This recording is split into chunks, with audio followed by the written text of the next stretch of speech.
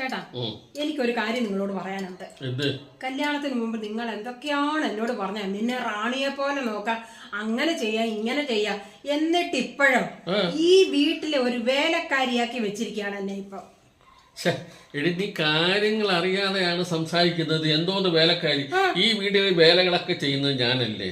രാവിലെ ആണെങ്കിലും ഉച്ചയ്ക്കാണെങ്കിലും രാത്രിയാണെങ്കിലും ആഹാരം റെഡിയാക്കുന്നത് ഞാനല്ലേ? അത് കഴിഞ്ഞ് പാത്രം കഴുകുന്നതും വൃത്തിയാക്കി വെക്കുന്നത് ഞാനല്ലേ? തുണി അലക്കുന്നതൊക്കെ ഞാനല്ലേ?